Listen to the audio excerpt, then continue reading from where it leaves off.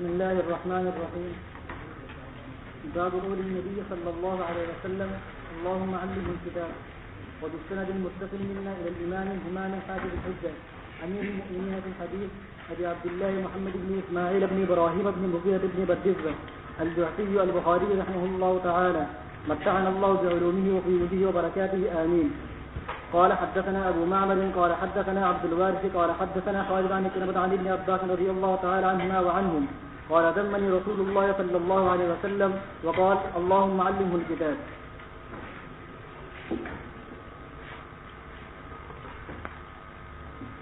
بسم اللہ الرحمن الرحیم. الحمد للہ رب العالمین والصلاۃ والسلام علی رسولہ الکریم وعلی آلہ واصحابہ اجمعین. اما بعد. نبی کریم صلی اللہ علیہ وسلم کا یہ دعا دینا حضرت عبداللہ بن عباس کو کہ اللہ ان کو کتاب کا علم عطا فرما، یہ بات امام بخاری رحمۃ اللہ علیہ نے استطرادا ذکر فرمایا ہے، اس لیے کہ پچھلی حدیث میں حضرت عبداللہ بن عباس اور حر بن قیس کے درمیان اختلاف ہوا تھا کہ حضرت موسیٰ علیہ السلام جن صاحب کے پاس گئے تھے وہ کون تھے. تو حضرت عبداللہ بن عباس نے کہا کہ خضر علیہ السلام تھے، اور حر بن قیس کا کچھ اور خیال تھا. پھر یہ معاملہ حضرت ابی بن کعب رضی اللہ عنہ کے سامنے پیش ہوا تو حضرت ابی بن کعب نے عبداللہ بن عباس کی تائید فرمائی. تو عبداللہ بن عباس کی سے ایک فضیلت ظاہر ہوئی کہ ان کا جو اختلاف ہوا تھا حر بن قیس سے، اس میں عبداللہ بن عباس جس کا قول راجح قرار پایا. تو اس کی مناسبت سے امام بخاری رحمۃ اللہ علیہ نے یہ بات قائم کرتے وہ حدیث ذکر کی ہے کہ نبی کریم صلی اللہ علیہ وسلم نے ان کے حق میں دعا فرمائی.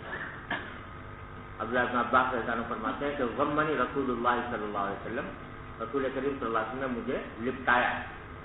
غمنی یعنی لپٹایا، یعنی معانقہ فرمایا، اور فرمایا کہ اللہم علمہ الکتاب، اور دعا فرمائی کہ اللہ ان کو کتاب کا علم عطا فرما، قرآن کریم کا علم عطا فرما.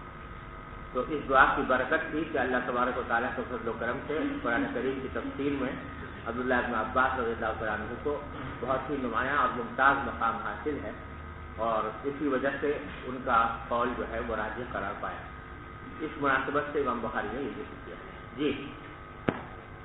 وبه قال حدثنا اسماعيل قال حدثنا باب سے پڑھو بھائی. باب متى يصح السماع الصغير. وبه قال حدثنا اسماعيل قال حدثني مالك عن ابن شهاب عن عبيد الله بن عبد الله بن عتبة عن عبد الله بن عباس رضي الله تعالى عنهما وعنهم قال أقبلت راكبا على حمار أتاني وأنا يومئذ قد نهزت الاحتلام ورسول الله صلى الله عليه وسلم يصلى بمناء إلى غير جدار بمناء إلى غير جدار فمررت بين يدي بعض الصف وأرسلت الأتان ترته ودخلت في الصف فلم ينكر ذلك علي. وبه قال حدثنا محمد بن يوسف قال حدثنا أبو مسهر قال حدثنا محمد بن حرب قال حدثنا الزبيدي عن الزهري عن محمود بن الربيع قال أتيت من النبي صلى الله عليه وسلم مجة مجا في وجهي وأنا ابن 5 سنين من دلبي. یہ باب قائم فرمایا ہے باب متى يصح السماع الصغير، کہ بچے کا کسی حدیث کو سننا کب صحیح ہوتا ہے. یہ ایک مسئلہ ہے جو اصول حدیث میں محدثین کے درمیان زیر بحث آیا ہے کہ آیا کسی بچے نے کوئی حدیث سنی ہو نبی کریم صلی اللہ علیہ وسلم سے، یا آپ کا کوئی واقعہ دیکھا ہو اور وہ اس کو روایت کرے، تو آیا اس بچے کی روایت قابل قبول ہے یا نہیں. تو کس عمر کے اندر، کتنی عمر کے اندر بچے کا سماع کرنا صحیح ہو سکتا ہے. اس میں محدثین کا کچھ اختلاف رہا ہے. خطیب بغدادی رحمۃ اللہ علیہ نے کی جو مشہور کتاب ہے الکفایہ فی علم الروایہ، اصول حدیث کی مشہور کتاب ہے الکفایہ خطیب بغدادی کی،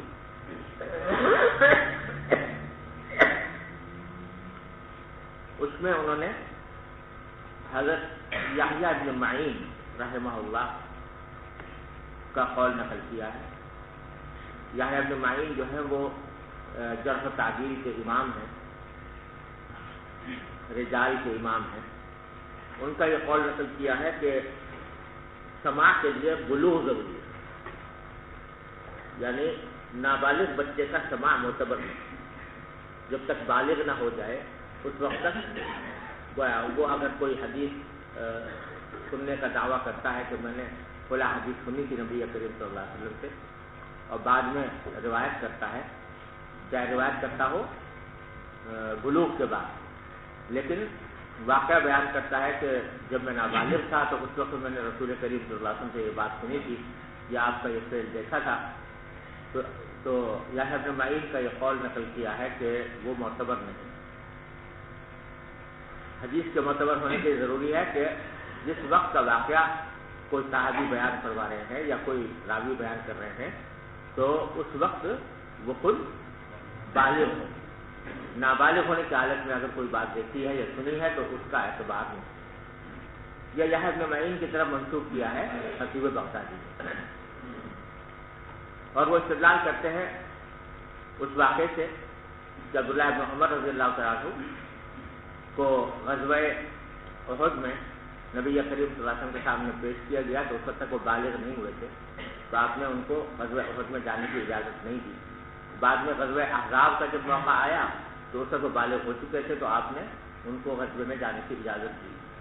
اس سے وہ استدلال کر رہے ہیں کہ جس طرح جہاد میں جانے کے لیے بلوغ شرط ہے اسی طرح سماع حدیث کے لیے بھی بلوغ شرط ہے، لیکن دوسرے محدثین نے فرمایا کہ یہ قیاس درست نہیں، کیونکہ جہاد میں ضرورت ہوتی ہے جسمانی قوت کی، اور جسمانی قوت بلوغ سے پہلے عام طور سے حاصل نہیں ہوتی، اس واسطے آپ نے نابالغ کو اجازت نہیں دی جہاد میں جانے کی۔ لیکن جہاں تک حدیث کے سماع کا تعلق ہے تو اس کا تعلق کو جسمانی قوت سے نہیں ہے بلکہ ذہنی صلاحیت سے ہے۔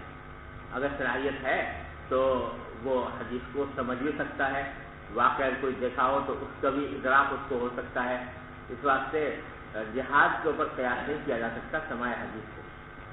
چنانچہ بیشتر محدثین یہی کہتے ہیں کہ بالغ ہونا کوئی شرط نہیں، بلکہ حافظ ابن حجر رحمۃ اللہ علیہ نے اور علامہ عینی نے یہ کہا ہے کہ ایسا لگتا ہے کہ شاید یحییٰ ابن معین کی طرف جو خطیب بغدادی نے یہ قول منسوخ کیا ہے کہ نابالغ کا سماع معتبر نہیں ہے، تو اس میں ان سے کچھ فہم میں غلطی ہوئی ہے، اور حقیقت میں ان کا مقصد یہ نہیں تھا کہ وہ نابالغ کے سماع کو بالکل غیر معتبر قرار ہے۔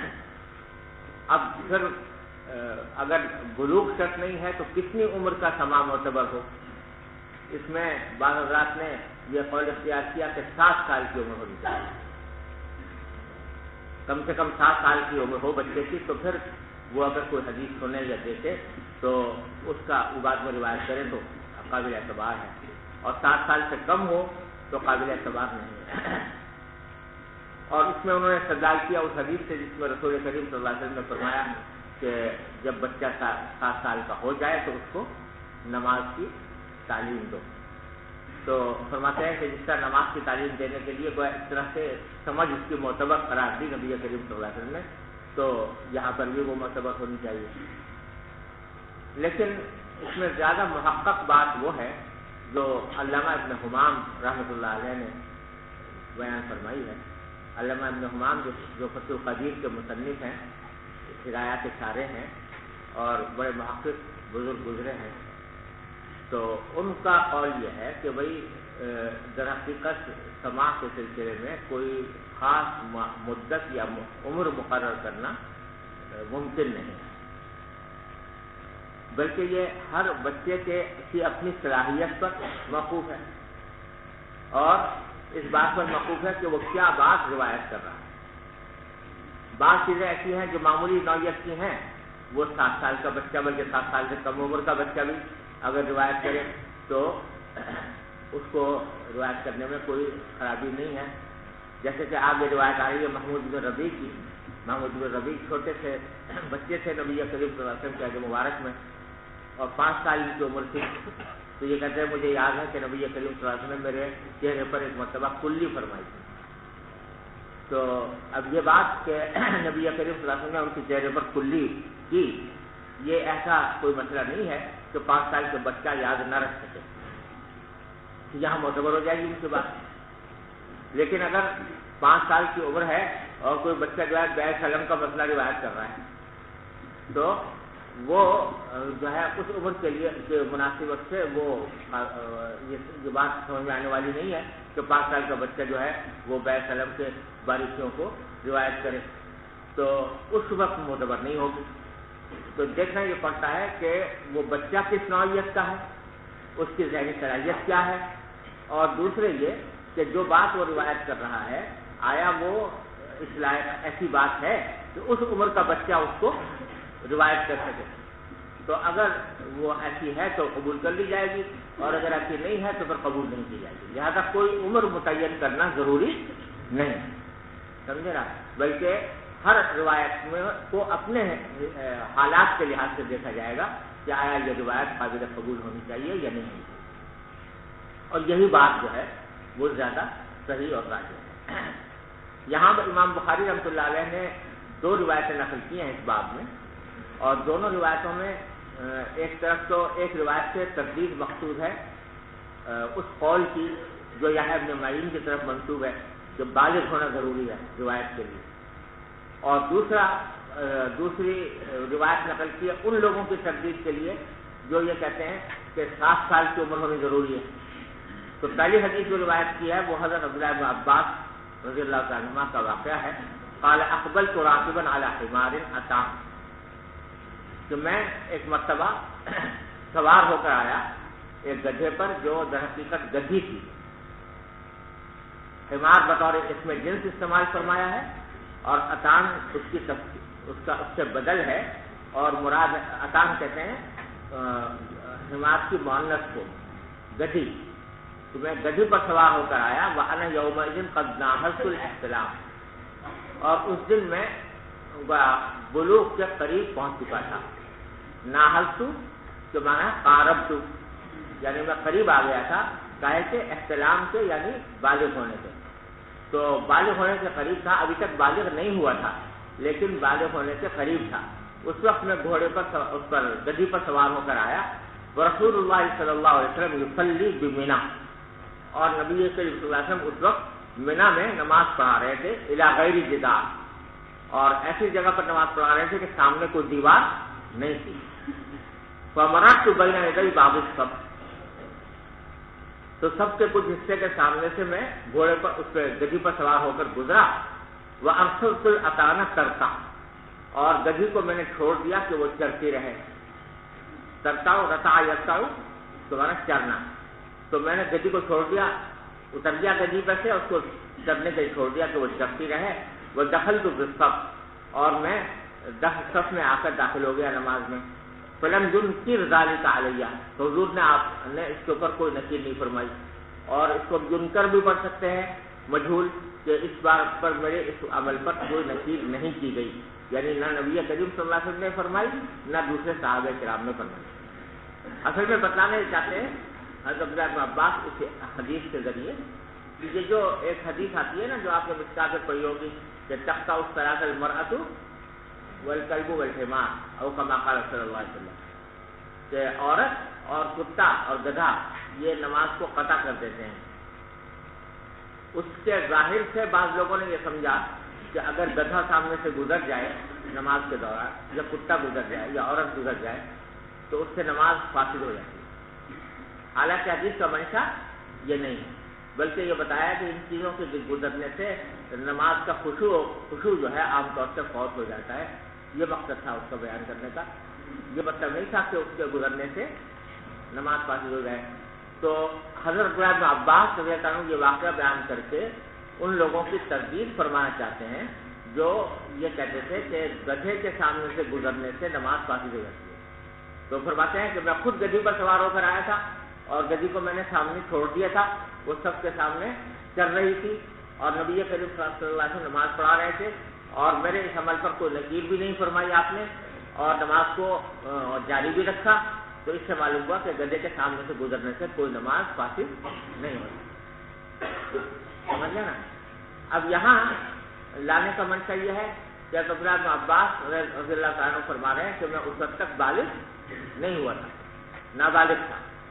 نابالغ ہونے کی حالت میں وہ یہ واقعہ بیان کر رہے ہیں، اور یہ واقعہ جو ہے وہ اس زمانے کا ہے جب کہ نابالغ تھے، اور وقت بھی اور اسی وقت میں انہوں نے یہ واقعہ دیکھا اور نبی کریم صلی اللہ علیہ وسلم کو نماز پڑھتے ہوئے دیکھا، سب میں داخل ہوئے. یہ ساری باتیں انہوں نے بیان کی ہیں اور اس کو رد کرنے کی کوئی وجہ نہیں. تو معلوم ہوا کہ نابالغ کی روایت بھی معتبر ہے، نابالغ کا سماع بھی معتبر ہے. یہ پہلی حدیث تو اس مقصد کے لیے لائے ہیں کہ جو لوگ یہ کہتے ہیں کہ بالغ ہونا ضروری ہے تحمل روایت کے لیے اور سماع روایت کے لیے، یہ ان کی تردید کر رہی ہے کہ عبداللہ بن عباس نابالغ تھے، اس کے باوجود آپ نے ان کے یہ ساری یہ روایت جو ہے سب لوگوں نے قبول کی ہے، اور اس سے مسئلہ بھی نکالا ہے کہ وہی گدھے کے سامنے سے گزرنے سے نماز فاسد نہیں ہے. دوسری حدیث روایت کی ہے، فرمایا کہ حدثنا محمد بن یوسف قال حدثنا ابو مسر قال حدثني محمد بن حرب قال حدثني الزبيدي عن الزهري عن محمود بن ربيع. یہ حضرت محمود بن ربیع رضی اللہ تعالیٰ عنہ ہیں، بالکل صغار صحابہ میں سے. وہ فرماتے ہیں کہ عقلت من النبی صلی اللہ علیہ وسلم مجھتا مجھا فی وجہی. مجھے یاد ہے، عقلت میں نے محفوظ رکھا، میں نے سمجھا. لفظ معنی سمجھنے کے ہوتے ہیں، عقلت یعنی سمجھا، مراد ہے یاد رکھا. میں نے یاد رکھا نبی کریم صلی اللہ علیہ وسلم سے ایک کلی کو جو آپ نے میرے چہرے پر فرمائی تھی. وَأَنَا ابْنُ 5 سنین، جبکہ میں 5 سال کی عمر کا تھا. من دلو، اور یہ ایک ڈول سے پانی لے کر آپ نے کلی فرمائی. تو یہاں کلی جو فرمائی یہ بظاہر جیسے ایک بچہ ہے اور نبی کریم صلی اللہ علیہ وسلم اس کے پاس سے گزرے ہیں، تو آپ نے بطور بچے کے ساتھ ایک مداعبت سے آپ نے اس کے اوپر کلی فرمائی. تو لیکن یہ ان کے لیے بڑی عظیم برکت کا ذریعہ تھا کہ نبی کریم صلی اللہ علیہ وسلم کی کلی ان کے چہرے پر لگی، تو یہ عظیم سعادت ان کو حاصل ہوئی اور یہ ان کو یاد بھی رہی.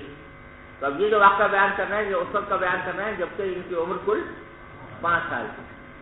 اور واقعہ بھی ایسا ہے کہ کسی 5 سال کے بچے کو یاد رہنا کوئی متعذر نہیں، کوئی مشکل بھی نہیں ہے، اور محدثین نے ان کی اس بات کو قبول بھی کیا ہے. تو معلوم ہے 7 سال کی عمر بھی ضروری نہیں ہے، بلکہ اگر کم عمر ہو اور وہ کوئی ایسی بات روایت کرے جو اس عمر کا بچہ روایت کر سکتا ہے تو اس کے قبول کرنے میں کوئی حرج نہیں. جی باب الخروج في طلب العلم. ورحل جابر بن عبد الله مسيرة شهر إلى عبد الله بن أنيس في حديث واحد. وبه قال حدثنا أبو القاسم خالد بن خلي قال حمزة قال حدثنا محمد بن حرب قال الأوزاعي قال أخبرنا الزهري عن عبيد الله بن عبد الله بن عتبة بن مسعود عن ابن عباس رضي الله تعالى عنهما وعنهم أنه تمارى هو والحر بن قيس بن حسن الفداري في صاحب موسى فمر بها أبي بن كعب فمر بهما أبي بن كعب فدعاه ابن عباس رضي الله تعالى عنهم فقال إني تماريت أنا وصاحبي هذا في سهل موسى الذي سأل السبيل إلى لقيه هل سمعت رسول الله صلى الله عليه وسلم يذكر شأنه؟ فقال أبي نعم سمعت رسول الله صلى الله عليه وسلم يذكر شأنه يقول بينما موسى في ملئ من بني إسرائيل إذ جاءه رجل فقال هل تعلم أحدا أعلم منك؟ قال موسى لا. فأوحى الله إلى موسى بلى عبدنا خضر فسأل السبيل إلى لقيه فجعل الله له الحوت آية وقيل له إذا فقدت الحوت فرجع فإنك ستلقاه. فكان موسى يتجه أثر الحوت في البحر فقال فتى موسى لموسى أرأيت إذ أوينا إلى الصخرة فإني نسيت الحوت وما أمكانه إلا الشيطان أن أذكره. قال موسى ذلك ما كنا نبغي فارتد على آثارهما قصصا فوجد خضرا فكان من شأنها ما قص الله في كتابه. باب الخروج فی طلب العلم. اس باب میں یہ بتانا مقصود ہے کہ علم کے طلب کرنے کے لیے اپنے گھر سے نکلنا اور سفر کرنا یہ بھی نہ صرف مشروع ہے اور جائز ہے بلکہ فضیلت رکھتا ہے. یعنی علم کی تحصیل کے لیے آدمی کو یہ نہیں سوچنا چاہیے کہ بس بھائی اپنے وطن میں جتنا مل گیا تو بس اتنا ہی حاصل کروں، کہیں اور نہ جاؤں۔ چنانچہ اس میں ایک واقعہ تو ترجمۃ الباب میں امام بخاری نے ذکر کیا ہے کہ رحل جابر بن عبداللہ رضی اللہ تعالیٰ عنہ مسیرۃ الشہر الی عبداللہ بن انیس فی حدیث واحد۔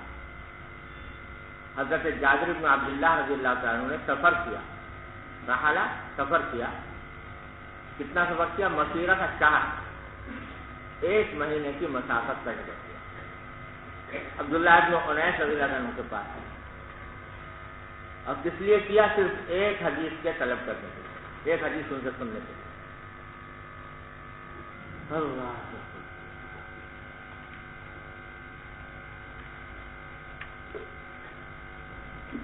یہ واقعہ یوں پیش آیا تھا کہ حضرت جابر رضی اللہ تعالیٰ عنہ کو کسی نے یہ بتایا کہ عبداللہ بن انیس رضی اللہ تعالیٰ عنہ ایک حدیث روایت کرتے ہیں نبی کریم صلی اللہ علیہ وسلم سے۔ وہ حدیث ان کو براہ راست عبداللہ بن انیس سے نہیں سنی تھی انہوں نے، بلکہ کسی واسطے سے سنی تھی، کسی واسطے نے ان کو بتایا کہ عبداللہ بن انیس یہ حدیث روایت کرتے ہیں، اور انہوں نے نبی کریم صلی اللہ علیہ وسلم سے سنی۔ حدیث وہ تھی جو امام بخاری نے کتاب التوحید میں نکالی ہے، اور وہاں حدیث کے الفاظ یہ ہیں کہ یحشر اللہ العباد فینادیہم بصوت یسمعہ من بعد کما یسمعہ من قرب انا الملک انا الدیان، یعنی اللہ تبارک و تعالیٰ اپنے بندوں کو جمع کریں گے قیامت کے دن، اور اس وقت یہ آواز دیں گے باری تعالیٰ، اور وہ ایک ایسی آواز ہوگی کہ جو دور والا بھی سنے گا اور غریب والا بھی سنے گا۔ تو باری تعالیٰ یہ فرمائیں گے کہ انا الملک الدیان۔ یہ حدیث حضرت جابر نے سنی تھی کسی اور شخص سے، اور وہ اس کو روایت کرتا تھا عبداللہ بن انیس۔ تو حضرت جابر یہ چاہتے تھے کہ یہ حدیث براہ راست عبداللہ بن انیس سے سنیں تاکہ واسطہ بیچ میں نہ رہے اور سند عالی ہو جائے۔ اب معلوم ہوا کہ عبداللہ بن انیس رہتے ہیں شام میں، اور حضرت جابر سے مدینہ منورہ میں، تو حضرت جابر نے اس حدیث کو عبداللہ بن انیس سے سننے کے لیے خاص طور پر اسی کام کے لیے مدینہ منورہ سے سفر کیا شام تک، جو 1 مہینے کی مسافت، اور یہ شام کا سفر جو ہے معمولی سفر نہیں تھا۔ میں نے کیا ہے مدینہ منورہ سے شام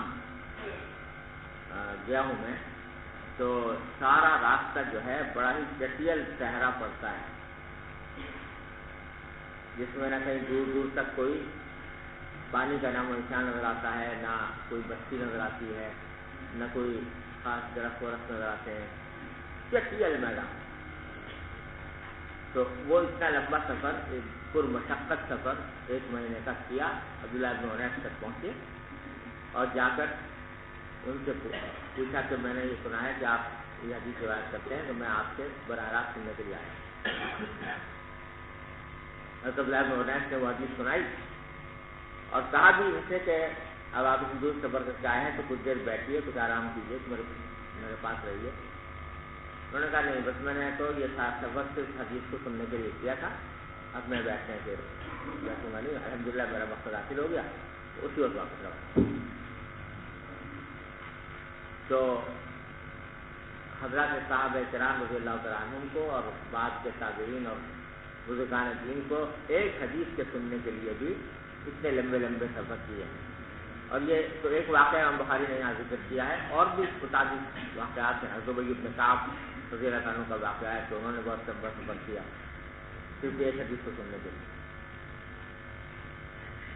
حضرات ہمارے شیخ ہیں حضرت شیخ عبد الفتاح غدہ رحمہ اللہ تعالیٰ، انہوں نے کتاب لکھی ہے، بڑی اچھی کتاب ہے اور طلبہ کو پڑھنی چاہیے، صفحات من صبر العلماء علی شدائد التحقیق۔ علماء کرام نے حصول علم کے لیے کیا کیا مشقتیں برداشت کی ہیں، ان کے حالات اس کتاب میں جمع فرمائے، پڑھنی چاہیے، سب کچھ اندازہ ہو کہ آج ہمیں تو بیٹھے بٹھائے یہ دولت مل رہی ہے یہاں پر کسی محنت کے بغیر۔ ان حضرات صحابہ کرام نے اور بزرگان دین نے اس علم کو حاصل کرنے کے لیے، اس کو آگے پہنچانے کے لیے کیا کیا قربانیاں دی ہیں۔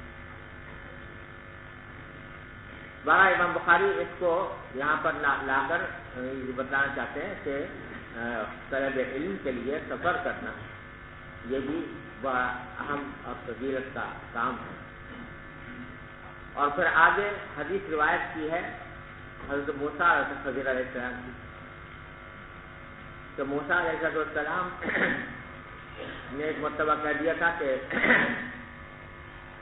اس سوال کے جواب میں کہ اس وقت زمین میں، اس روئے زمین پر سب سے زیادہ عالم کون ہے، سب سے بڑا عالم کون ہے، تو انہوں نے یہ سوچ کر کہ کسی وقت میں جو نبی ہوتا ہے وہ اپنی ساری قوم کے مقابلے میں زیادہ علم رکھتا ہے، تو یہ کہہ دیا کہ ابھی میں ہی ہوں، میرے پاس ہی علم ہے سب سے زیادہ، کیونکہ میں اللہ نے مجھے نبوت سے سرفراز فرمایا۔ اللہ تبارک و تعالیٰ کو یہ بات پسند نہ آئی کہ انہوں نے اپنے آپ کو عالم کہا، بلکہ چاہیے یہ تھا کہ وہ یہ کہتے کہ بھائی اللہ تعالیٰ ہی جانتا ہے کون بہتر کون زیادہ عالم ہے۔ تو اللہ تعالیٰ نے فرمایا کہ بھائی میرا ایک بندہ ہے، اس کے بعد جا کر دیکھو وہ تم سے زیادہ علم رکھتا ہے۔ چنانچہ حضرت موسیٰ علیہ السلام خضر علیہ السلام کے پاس گئے، اس کا واقعہ قرآن کریم میں بھی مشہور ہے۔ تو وہ حدیث امام بخاری نے روایت کی ہے کہ یہاں حضرت موسیٰ علیہ السلام اگرچہ پیغمبر تھے لیکن طلب علم کے لیے انہوں نے سفر کیا حضرت خضر علیہ السلام کا۔ یہ حدیث جو یہاں پر روایت کی ہے نسبتاً اختصار کے ساتھ ہے، پہلے بھی گزری اختصار کے ساتھ اور اس وقت دوبارہ لائے ہیں امام بخاری اختصار کے ساتھ، لیکن تفصیل کے ساتھ آگے آنے والی ہے انشاءاللہ۔ جہاں مفصل آئے گی پورے سیاق کے ساتھ آئے گی تو وہیں پر اس کا ترجمہ اور اس کی تشریح اور اس سے متعلقہ امور وہیں پر انشاءاللہ بیان ہے۔ چلیے باب فضل من علم وعلم. وبه قال حدثنا محمد بن علاء قال حدثنا حماد بن أسامة عن بريد بن عبد الله عن أبي بردة عن أبي موسى رضي الله تعالى عنهما وعنهم عن النبي صلى الله عليه وسلم قالوا مثل ما بعثني الله به من الهدى والعلم كمثل الغيث الكثير أصاب أرضا فكان منها نقية قبلت الماء فأنبتت الكلاء والعشب الكثيرة وكانت منها أجادب أمسكت الماء فنفع الله بها أجادب أمسكت الماء فنفع الله بها الناس فشربوا وسقوا وزرعوا وأصاب منها وأصاب منها طائفة أخرى إنما هي شيعان لا تمسك ماء ولا تنبت كلاء فذلك مثل من فقه في دين الله ونفعه بما بعثني الله به فعلم وعلم ومثل من لم يرفع بذلك رأسا ولم يقبل هدى الله الذي أرسلت به. قال أبو عبد الله قال إسحاق عن أبي أسامة وكان منها طائفة قيد الماء قاع يعده الماء واستفسه المستبى من الأرض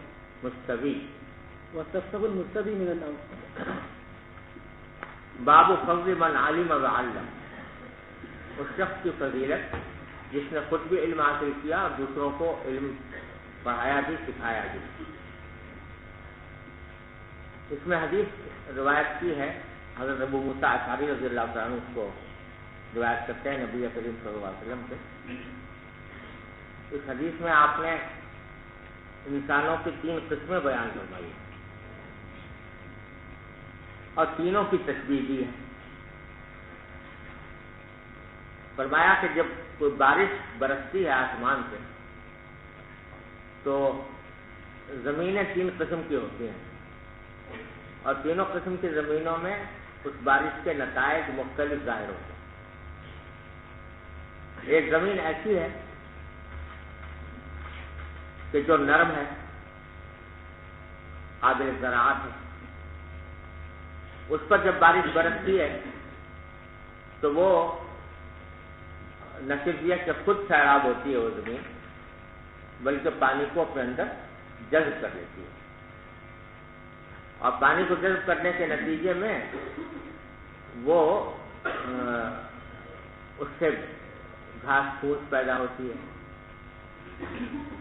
اور بہت سی گھاس اگ جاتی ہے، چنانچہ اس سے جو جانور ہیں وہ ان کو غذا حاصل ہوتی ہے۔ اور اگر انسانوں نے اس کے اندر کوئی بیج وغیرہ ڈال دیے ہیں تو وہ بیج جو ہیں وہ کھیتی کی شکل میں نمودار ہوتے ہیں اور وہ انسانوں کی غذا کے اور ان کی ضروریات کو پورا کرنے کے کام آتے ہیں۔ تو یہ زمین ایسی ہے کہ اس نے پانی سے خود بھی نفع اٹھایا۔ کیا نفع اٹھایا کہ وہ خشک تھی، خراب ہو گئی، اور دوسروں کو بھی نفع پہنچایا، اس معنی میں کہ اس سے گھاس اگی، جانوروں کے لیے غذا بنی، اور اس کے اندر اگر کوئی بیج وغیرہ ڈال دیا گیا تو وہ کھیتی کی شکل میں نمودار ہوا اور وہ انسانوں کی ضروریات پوری کرنے کے کام آیا۔ تو خود بھی فائدہ اٹھایا اس بارش سے اور دوسروں کو بھی فائدہ پہنچایا۔ یہ مثال ہے ان لوگوں کی جنہوں نے نبی کریم صلی اللہ علیہ وسلم جو علوم امت کے سامنے بیان فرمائے، ان علوم کو خود بھی حاصل کیا اور حاصل کرنے کے بعد اس کو دوسروں تک بھی پہنچایا، اپنے اس علم سے خود بھی نفع اٹھایا اور دوسروں کو بھی نفع پہنچایا۔ یہ مثال ہے ان لوگوں۔ دوسری قسم کی زمین وہ ہوتی ہے کہ جس میں کوئی نباتات اگانے کی صلاحیت تو نہیں ہے، سخت زمین ہے، سخت زمین ہے اور اس میں گھاس وغیرہ اگانے کی صلاحیت نہیں، لیکن وہ سخت ہے اور اس میں گہراؤ ہے۔ تو وہ کیا کرتی ہے کہ پانی وہاں پر جمع ہو گیا، جذب تو نہیں کر سکی وہ اپنے اندر، لیکن اس پانی وہاں پر جمع ہو گیا، اور جمع ہو جانے کے نتیجے میں بہت سے لوگ جو ہیں وہ اس سے آ کر سیراب ہوئے، کسی کو پیاس لگی تو اس نے پانی پی لیا، جانوروں نے پانی پی لیا، یا کوئی پانی بھر کے لے گئے اور لے جا کر اپنی کھیتی کو سیراب کیا۔ تو اس زمین کا کیا ہوا کہ اس نے خود تو نفع اٹھایا نہیں، کیونکہ جذب کرنے کی صلاحیت اس میں نہیں تھی، خود تو فائدہ نہیں اٹھایا لیکن دوسروں کو فائدہ پہنچایا۔ سمجھے نا؟ یہ مثال ہے ان لوگوں کی کہ جن کے پاس علوم نبوت پہنچے، لیکن انہوں نے خود تو عمل میں کوتاہی کی اعوذ باللہ، لیکن دوسروں تک اس کو پہنچا دیا۔ خود عمل میں کوتاہی کی یا اس کی فہم میں کوتاہی کی کہ اس کی جو حقیقت ہے اس کو پوری طرح سمجھ نہیں سکے، لیکن دوسروں تک پہنچا دیا۔ تو کم از کم یہ ہوا کہ خود تو فائدہ نہ اٹھایا لیکن دوسروں کو فائدہ پہنچا دیا۔ اس کی مثال ہے یہ زمین کہ اس نے خود فائدہ نہیں اٹھایا اور دوسروں کو فائدہ پہنچایا۔ یہ بھی کسی درجے میں غنیمت ہے۔ تیسری قسم کی زمین آپ نے بیان فرمایا وہ ہے کہ جو ایک طرف تو اتنی سخت ہے کہ اس میں اگانے کی صلاحیت نہیں، اور دوسرے اس کے اندر کوئی ایسی صفت بھی نہیں ہے کہ وہ پانی کو روک کر رکھ سکے۔ سمجھے نا؟ وہ سخت سی زمین ہے، پانی آیا اور اوپر ہی بہہ کر کہیں اور چلا گیا، روک کے نہیں رکھا۔ تو نہ خود نفع اٹھایا، نہ خود پانی جذب کیا، نہ دوسروں کے لیے پانی روک کر رکھا۔ تو یہ مثال ہے اس کی کہ جس کے سامنے علوم نبوت آئے لیکن اس کی طرف اس نے کان نہیں دھرا اور اس کے اوپر اس کو حاصل کرنے کی بھی کوشش نہیں کی، نہ خود حاصل کیا اور نہ دوسروں کو اس سے نہ فائدہ پہنچایا۔ اللہ تعالیٰ اس کی مثال بننے سے سب کی حفاظت فرمائے۔ تو یہ تین قسمیں آپ نے بیان فرمائی۔ حضرت ابو موسیٰ رضی اللہ عنہ روایت کرتے ہیں نبی کریم صلی اللہ علیہ وسلم سے فرمایا کہ مثل ما بعثنی اللہ بہ من الہدی والعلم، اللہ تبارک و تعالیٰ نے مجھے جو ہدایت اور علم دے کر بھیجا ہے اس کی مثال ایسی ہے کہ مثل الغیث الکثیر، وہ بہت زیادہ بارش کی سی مثال ہے کہ بہت زیادہ بارش برسی، اصاب ارضا، وہ بارش پہنچی ایک زمین کے پاس، فکان منہا نقیۃ، تو ان میں سے کچھ زمین ایسی تھی جو نقی تھی، صاف ستھری، اور نقی سے مراد ایسی زمین ہے کہ جس میں اگانے کی صلاحیت ہو. تو اس میں صاف ستھری زمین تھی. قبلت الماء، جس نے پانی کو قبول کیا یعنی جذب کیا. فأنبتت الكلأ والعشب الكثير، تو اس نے اگائی گھاس اور بہت بڑی تعداد میں عشب، جڑی بوٹیاں. اصل میں کلا اور عشب میں فرق یہ ہوتا ہے کہ کلا کو عام طور سے کہا جاتا ہے ہر قسم کی گھاس کو، اور چاہے وہ خشک کیوں نہ ہو گئی ہو. اور عشب کہا جاتا ہے وہ جو ہمیشہ تر گھاس کو کہتے ہیں. سمجھے نا؟ تو حاصل دونوں کا ایک ہی جیسا ہے کہ بہت ساری گھاس پھوس اس نے اگائی. وکانت منہا اجادب، اور اسی زمین کا کچھ حصہ جو تھا وہ اجادب تھا. اجادب جمع ہے اجدب کی. جذب کہتے ہیں قحط کو، اور اجدب یا جذبہ یہ اس زمین کو کہا جاتا ہے کہ جس جو قحط زدہ ہو، اسی کی جمع اجادب ہے. اور جب یہ کسی زمین کی صفت بن کر آتی ہے تو اس کے معنی ہوتے ہیں ایسی سخت زمین جس میں اگانے کی صلاحیت نہ ہو. تو کچھ زمین اس میں اجادب تھی. امسکت الماء، جس نے پانی کو روک کر رکھ لیا. خود جذب تو نہ کیا لیکن روک کر رکھ لیا. فنفع اللہ بها الناس، تو اللہ تعالیٰ نے اس کے ذریعے لوگوں کو نفع پہنچایا. فشربوا، بہتوں نے پانی پیا. واستقوا، بہتوں نے اپنے جانوروں وغیرہ کو پلایا. وزرعوا، اور اپنی کھیتی کی، یعنی وہاں سے پانی اٹھا کر لے گئے اور اپنی کھیتی کو سیراب کیا. اور تیسری قسم فرمایا وَأَصَابَ مِنْهَا طَائِفَةً أُخْرَى، اور وہ بارش پہنچی اسی زمین سے ایک اور حصے پر. انما ہی قیعان، وہ جو زمین کا حصہ تھا وہ بالکل چٹیل میدان تھا.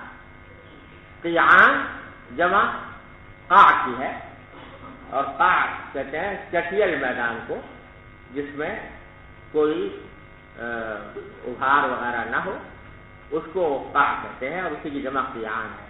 اور مراد اس سے ایسی سخت زمین ہے جس میں کوئی نشیب و فراز بھی نہ ہو. ہموار زمین اور سخت زمین. وہ کہتی ہے کہ لا تمسک ماء ولا تنبت کلا، کہ نہ تو وہ پانی کو روک کر رکھنے کی صلاحیت ہے اس میں، کیونکہ اس میں کہیں گہرائی نہیں ہے بلکہ ایک ہی سطح ہے. اور ولا تنبت کلا، اور نہ اس میں کوئی گھاس اگانے کی صلاحیت ہے. تو اس لیے نہ تو خود جذب کیا پانی کو، نہ دوسروں کے لیے روک کر رکھا، نہ کوئی گھاس وغیرہ اگائی، بس پانی آیا اور گزر گیا اس کے اوپر. تو آپ نے فرمایا فذالک مثل من فقہ فی دین اللہ، یہ مثال ہے اس شخص کی جو اللہ کے دین میں تفقہ حاصل کرے. ونفعہ، اور اللہ تعالیٰ نے جس کو نفع پہنچایا بما بعثنی اللہ، اس علم سے جو اللہ تعالیٰ نے مجھے دے کر بھیجا ہے. فعلم وعلم، تو اس نے خود بھی علم حاصل کیا، دوسروں کو بھی سکھایا.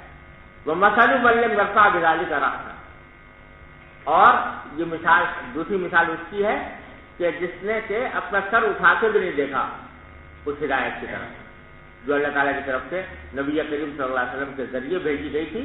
اس کے اوپر اپنا سر بھی نہیں اٹھایا کہ اس کو سر اٹھا کر ذرا سمجھنے کی کوشش کرتا. وَلَمْ يَقْبَلْ هُدَى اللَّهِ الَّذِي أُرْسِلْتُ بِهِ، اور جس نے اللہ کی اس ہدایت کو قبول نہیں کیا جو دے کر مجھے بھیجا گیا تھا. ارے سمجھ جاؤ کہ اس دوسری قسم جو بیان فرمائی اس میں بھی دو قسمیں ہیں. ایک یہ کہ خود تو فائدہ نہیں اٹھایا لیکن دوسرے کو فائدہ پہنچا دیا، اور ایک وہ جس کو نہ خود فائدہ اٹھایا نہ دوسروں کو فائدہ پہنچایا. قال ابو عبداللہ قال اسحاق بن اسامہ وقال منها طائفة قيلت الماء. امام بخاری فرماتے ہیں کہ اوپر کی روایت میں تو یہ ہے نا کہ قبلت الماء، قال منها نقیۃ قبلت الماء، تو یہاں دوسری روایت نقل کی کہ اسحاق ابن راہویہ نے اس کو ابو اسامہ سے روایت کیا ہے کہ وہاں قبیلت کے بجائے قیلت کان منہا طائفۃ قیلت الماء. ارے سمجھو، تو قیلہ کے معنی کیا ہوتے ہیں؟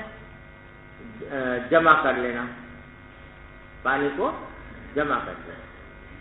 تو روایتیں دونوں ہیں، قبیلت بھی اور قیلت بھی، لیکن زیادہ روایت جو ہے وہ قبیلت کی زیادہ مشہور ہے. آگے پھر چونکہ قیعان کا لفظ آ گیا تھا نا، تو امام بخاری کا یہ بھی طریقہ ہے کہ بعض اوقات وہ حدیث میں آنے والے الفاظ کی لغوی تشریح بھی کرتے ہیں، اور نہ صرف ان الفاظ کی کرتے ہیں بلکہ اس سے ملتے جلتے الفاظ جہاں قرآن کریم میں آئے ہوتے ہیں اس کی بھی تشریح کر دیتے ہیں. تو قاع کو کہہ دیا کہ قاع جو ہے یعلوہ الماء، کہ قاع اس میدان کو یا چٹیل میدان کو کہتے ہیں جس کے اوپر سے پانی گزر جاتا ہے، یعنی ٹھہرتا نہیں ہے بلکہ گزر کے چلا جاتا ہے. وَالصَّفْصَفْ الْمُسْتَوِي مِنَ الْأَرْضِ، اور صفصف کہتے ہیں اس زمین کو جو ہموار ہو.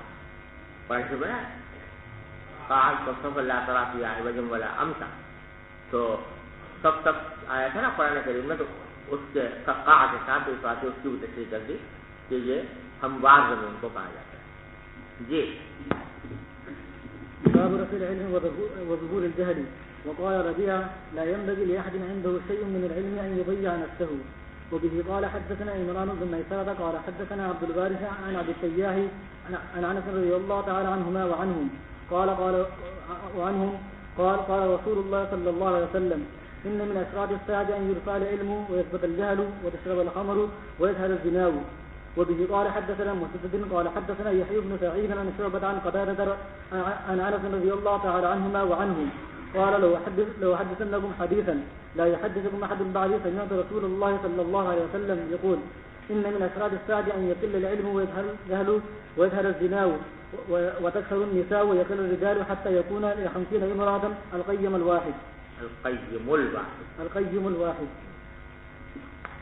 یہ باب ہے کہ رفع العلم وظہور الجہل، کہ ایک وقت ایسا آئے گا قیامت سے پہلے جب کہ علم اٹھا لیا جائے گا اور جہالت پھیل جائے گی، ظاہر ہو جائے گی.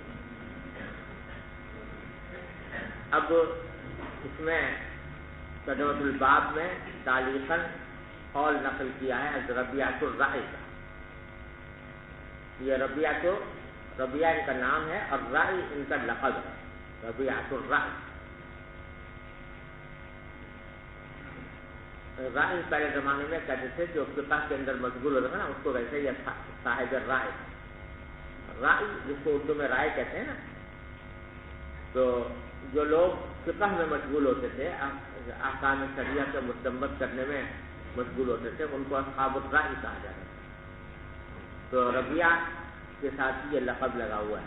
یہ امام مالک رحمۃ اللہ علیہ کا استاد ہے. یہ فرماتے ہیں کہ لا ينبغي لأحد عنده شيء من العلم، جس شخص کے پاس علم کا کچھ بھی حصہ موجود ہو اس کو یہ نہیں چاہیے کہ يضيع نفسه، کہ اپنے آپ کو ضائع کرے. کیا مطلب؟ نصیحت یہ فرما رہے ہیں کہ اگر تمہارے پاس تھوڑا سا بھی علم ہے تو اپنے آپ کو ضائع نہ کرو.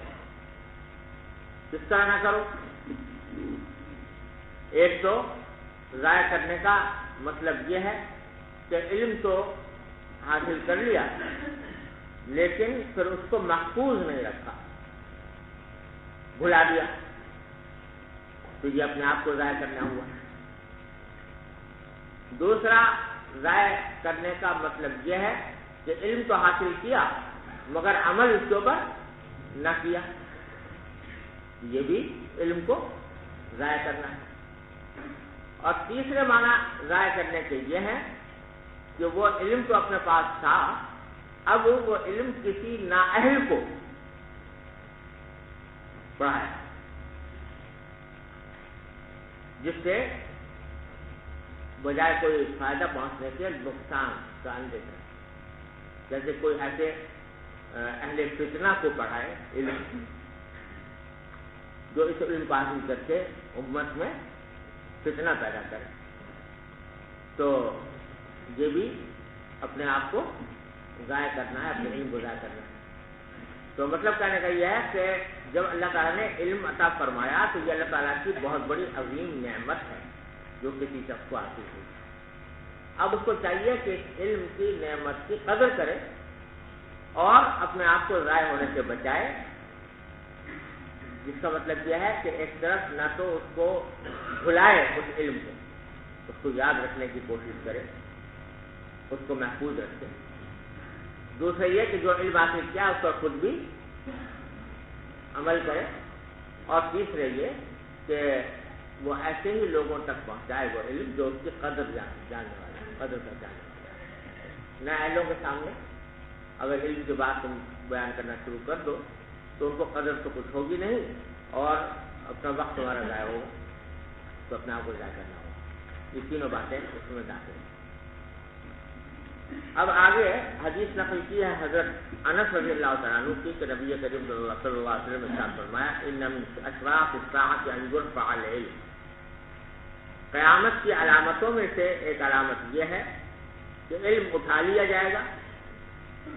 ویثبت الجہل یا یثبت الجہل دونوں ہو سکتے ہیں، اور جہل جو ہے جہالت وہ ثابت ہو جائے گی یعنی پھیل جائے گی.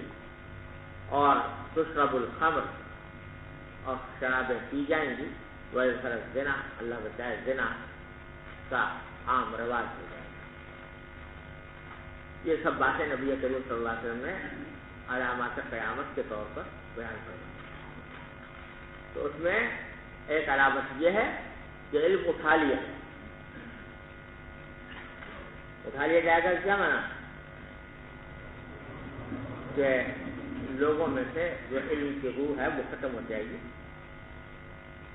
اور صحیح معنی میں علماء باقی نہیں رہے.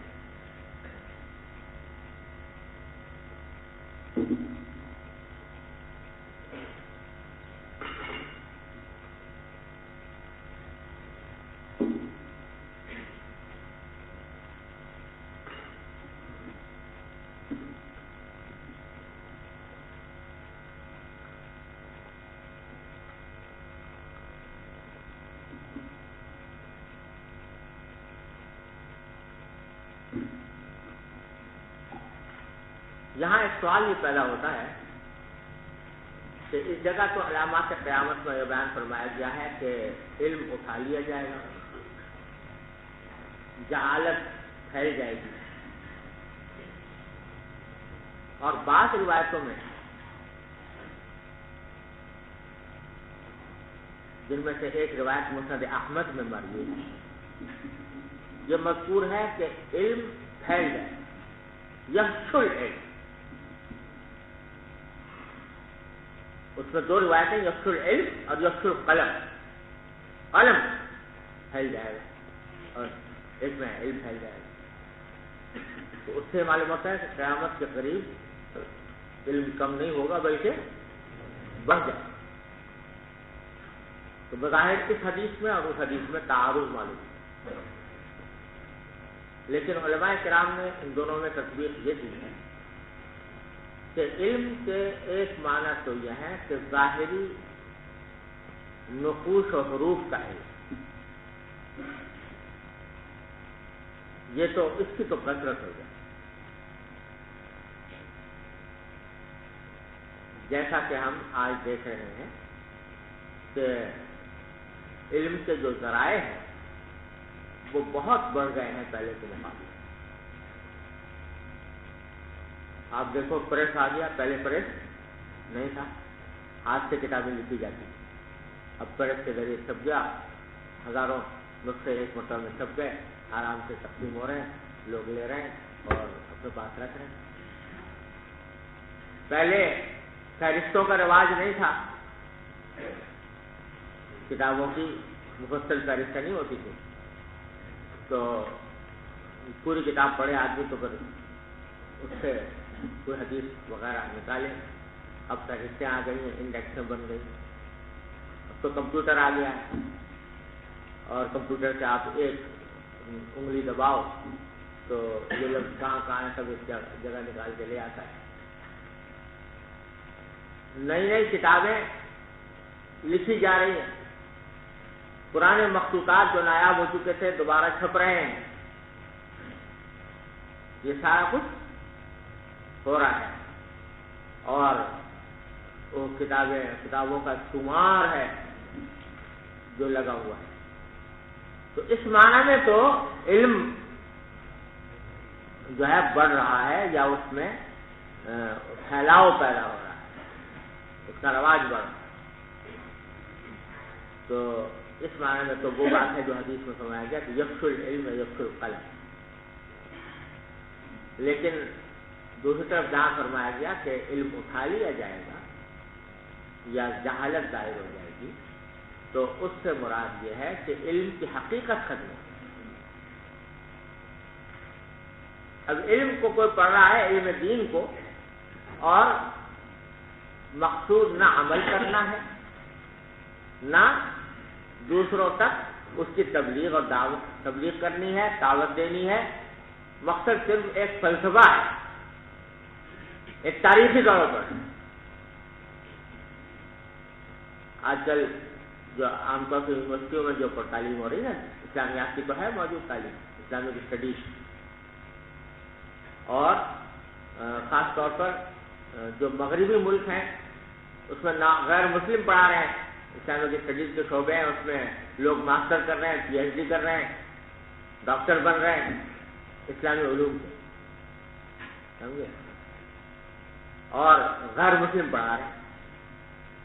غیر مسلم لوگ وہ اسلامی علوم کے اندر مہارت پیدا کر کے عربی انہوں نے پڑھی، قرآن انہوں نے پڑھا، حدیث انہوں نے پڑھی، فقہ انہوں نے پڑھا، اصول فقہ پڑھا، اور پڑھا کر کتابیں لکھی، اور استاد بنے ہوئے ہیں، جو یہاں تک کہ جو مسلمان بھی جاتے ہیں تو ان غیر مسلموں سے اسلام پڑھ کے آئے، سمجھے نا۔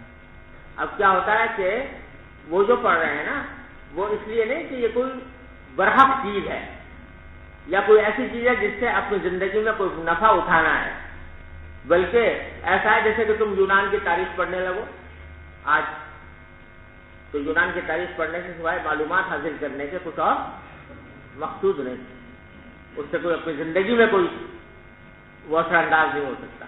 اسی طرح لوگ جو ہے اسلامیات کی اسلامی علوم کی تعلیم حاصل کر رہے ہوں گے کہ بس ایک تاریخی چیز ہے یا ایک نظریہ ہے، ایک فلسفہ ہے، اس کو پڑھ رہے ہیں اور پڑھا رہے ہیں، اس کی معلومات حاصل کر رہے ہیں، اللہ اللہ، اس کے بعد کچھ نہیں۔ تو یہ حقیقت صورت تو علم کی موجود ہے، لیکن حقیقت اور روح نہیں۔ یہ ہے جس کو فرمایا گیا کہ وہ علم اٹھا لیا جائے گا، یعنی اس کی حقیقت فنا ہو جائے گی اور محض الفاظ اور نقوش کا علم رہ گیا۔ اس طرح تصویر دی ہے دونوں حدیثوں میں۔ تو جہاں خشوع اور رواج بیان کیا گیا ہے تو علم کے ظاہری صورت کا خشوع اور رواج ہے، اور جہاں علم کی نفی کی گئی ہے وہاں علم کی حقیقت اور علم کی روح مراد ہے کہ وہ ختم ہو جائے۔ اور سمجھ گیا بھائی؟ اگلی حدیث بھی یہی ہے، انس رضی اللہ قال لأحدثنكم حديثا لا يحدثكم احد بعدي۔ ایسا فرما رہا ہے کہ آج میں تم کو ایسی حدیث سناؤں گا کہ میرے بعد کوئی تم میں سے تم کو سنائے گا نہیں۔ یہ اس لیے کہ انس جو تھے بڑے، اللہ تعالیٰ نے ان کی عمر میں برکت کا فرمائی تھی، 100 سال سے زیادہ ان کی عمر ہوئی، تو تقریباً بالکل صحابہ کرام میں یہ آخری صحابہ میں سے ہیں جو باقی رہ گئے تھے، تو اس لیے فرمایا کہ اب سن لو میرے بعد کوئی براہ راست حدیث حضور سے سنی ہوئی بیان کرنے والا تمہیں نہیں ملے گا۔ سمعت رسول اللہ صلی اللہ علیہ وسلم یقول انما من اشراط الساعة ان يقل العلم ويظهر الجهل ويظهر الزنا وتكثر النساء۔ اس میں ایک اضافہ ہے کہ عورتوں کی کثرت ہو جائے، عورتیں کا تعداد میں بڑھ جائیں گی، ويقل الرجال، اور مرد کم ہو جائیں گے، حتى يكون ل50 امرأة القيوم الواحد، یہاں تک کہ 50 عورتوں کے لیے ایک دیکھ بھال کرنے والا ہو، ایسا وقت آ جائے۔ جہاں تک عورتوں کی کثرت کا تعلق ہے، یہ بھی ہمارے زمانے کے اندر ان کا پیدا ہو گیا، یہ صورتحال ظاہر ہو گئی ہے، خاص طور سے مغربی ملکوں میں، یورپ امریکہ میں جو ہے عورتوں کی تعداد زیادہ ہے مردوں کے مقابلے، اور جو ہے یہ جو فرمایا ہے کہ 50 عورتوں کے لیے ایک قیم ہوگا، تو بعض لوگوں نے اس کو عدد کو تکثیر پر محمول کیا کہ خاص عدد 50 مراد نہیں ہے، بلکہ بولتے کہ بہت سی عورتوں کے لیے ایک ہی دیکھ بھال کرنے والا ہو۔ اور بعض رات نے کہا کہ نہیں، یہ تحدید کے لیے ہے اور باقی 50 عورتوں کے لیے قیم ہو جائے گا۔ کس وقت ہو سکتا ہے، کس وقت ہوگا، قیامت سے پہلے کبھی ایسا وقت پیدا ہو جائے گا۔ تو صلی اللہ تعالیٰ